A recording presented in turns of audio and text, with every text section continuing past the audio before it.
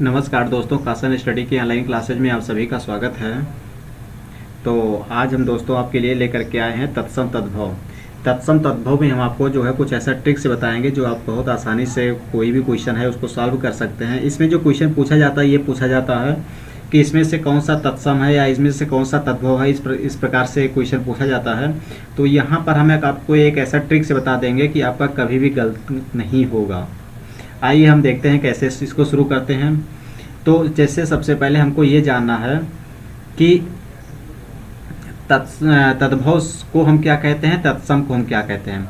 जो तद्भव शब्द होता है, तद्भव शब्द हिंदी में होता है, और जो तत्सम शब्द होता है, तत्सम शब्द कैसा होता है, संस्कृत शब्द होता है।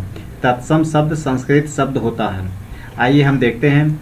जैसा कि हम सबसे पहले यहाँ पर लेते हैं कि तद्भव, एक साइड में हम तद्भव मान लेते हैं, इस साइड में हम क्या लिखेंगे, तद्भव, और दूसरे साइड में हम क्या मान लेते हैं, तत्सम मान लेते हैं। तत्सम ये चीज़ है। तो यहाँ पर हम एक एक आपको पॉइंट करके बताते चलेंगे। जैसे कि हम सबसे पहले आपको ये बताते हैं कि ट्रिक है, एक एक ट्रिक बताते चलते हैं। अर्थात यहाँ पर देखिए, यदि किसी शब्द में किसी भी अक्षर में ऊपर या बगल या नीचे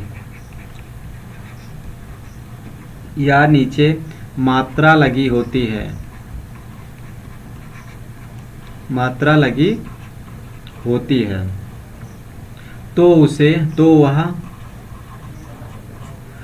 तो वह हमेशा तत्सम होता है। क्वेश्चन कह रहा है कि यदि किसी शब्द में किसी भी अक्षर में ऊपर, बगल या नीचे मात्रा लगी होती है। अब यहाँ पर कह रहा है कि मात्रा लगी होती है, तो कैसी मात्रा लगी होती है, यहाँ पर आपको ये चीज़ जानकारी होना जरूरी है।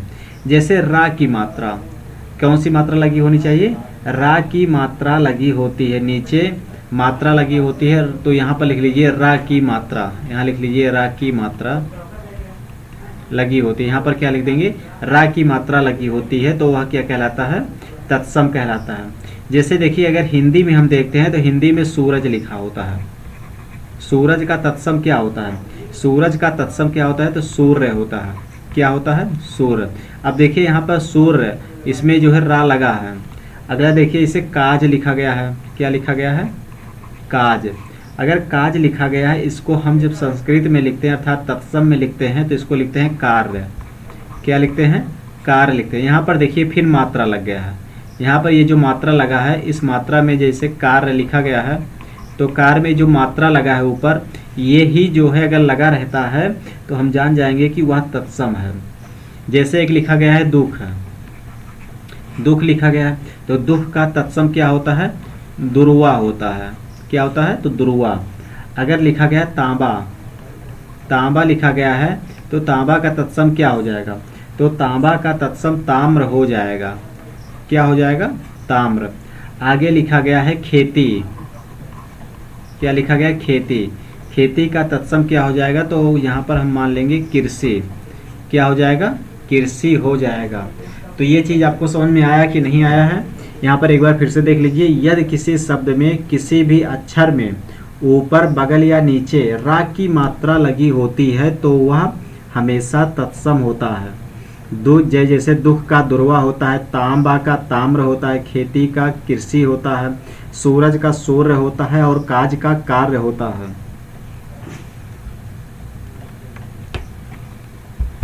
तो शायद ये जो आपको ट्रिक्स बताया गया होगा आपको बहुत अच्छा लगा होगा। आइए हम सेकेंड ट्रिक देखते हैं। सेकेंड ट्रिक में हमारा है कि लिख लीजिए यहाँ पर भी कि यदि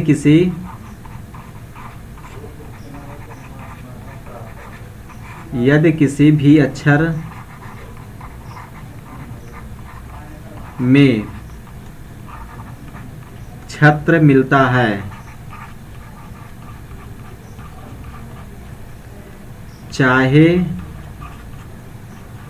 आगे या पीछे या बीच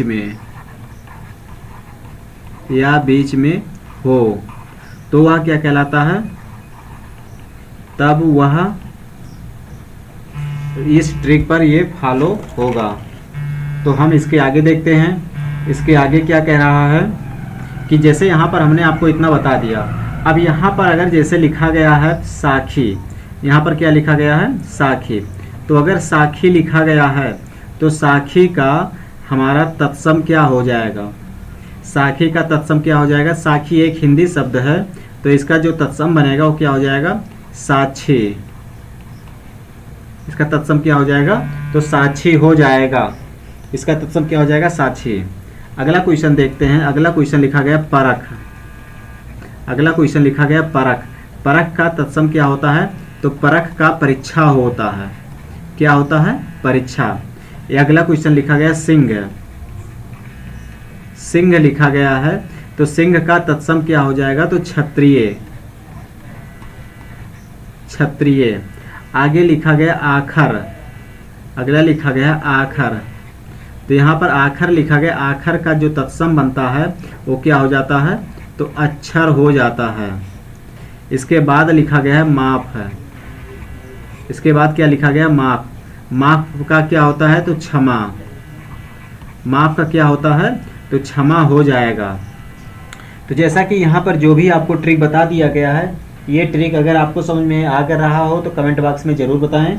और अभी तक अगर आप लोग चैनल को सब्सक्राइब नहीं किए हैं तो चैनल को सब्सक्राइब कर लें, क्योंकि यहाँ पर ऐसे ऐसे आपके लिए ट्रिक लाया जाता है। तो यहाँ पर ये जान लीजिए कि यदि किसी भी अक्षर में छा मिलता है तो चाहे वह आगे हो, चाहे पीछे हो, चाहे बीच में हो, तो वह क्या होता है, इस सूत्र पर फॉलो होता है। तो वह क्या मिलता हो जाता है, तत्सम बन जाता है। जैसे है साखी, साखी का साक्षी हो जाता है, परख का परीक्षा हो जाता है, सिंह का क्षत्रिय हो जाता है, आखर का अक्षर हो जाता है और माप का क्षमा हो जाता है। इसी प्रकार से हम अगला ट्रिक देखते हैं। अगला ट्रिक पर चलते हैं। तो अगला ट्रिक में हमारा आ जाएगा, जैसे किसी भी शब्द में आधा अक्षर 2 बार या एक अक्षर पूरा या एक अक्षर आधा हो तो वह भी हमेशा तत्सम होगा। अर्थात इसमें लिख लीजिए, किसी शब्द में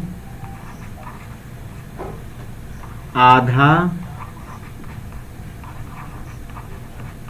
अक्षर 2 बार, आधा अक्षर 2 बार या एक अक्षर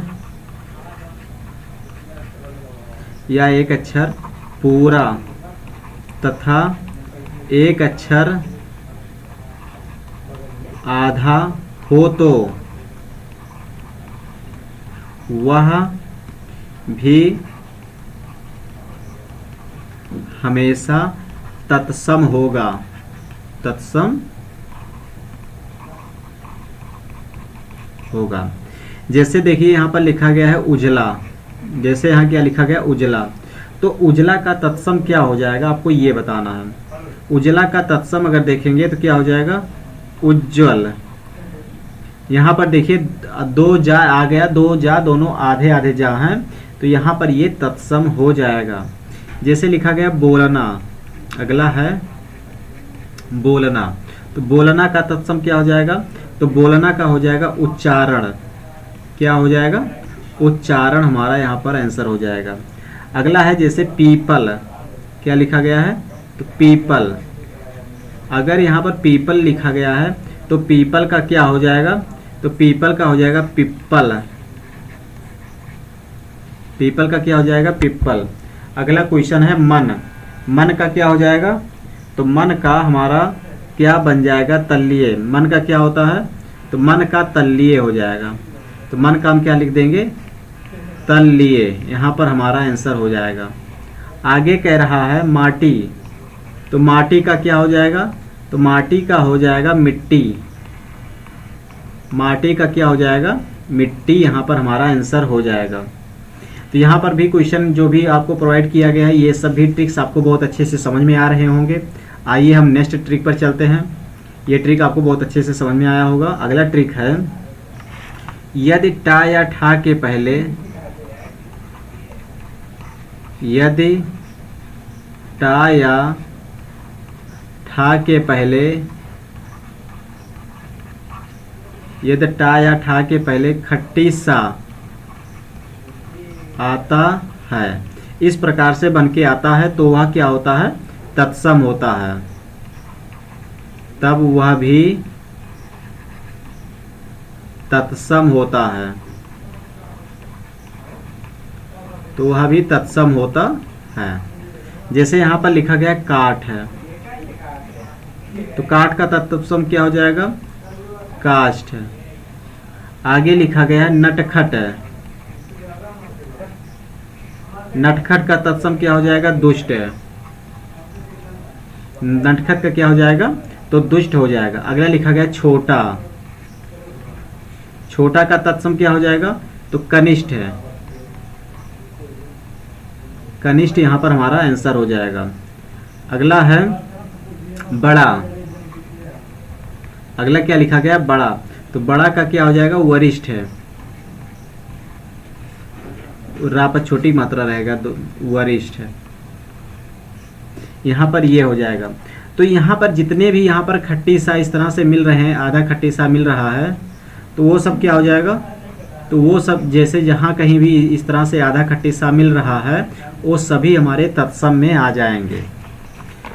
अगले ट्रिक पर चलते हैं। अगला ट्रिक हमारा कह रहा है, तो अगला ट्रिक हमारा क्या कह रहा है कि किसी भी शब्दों,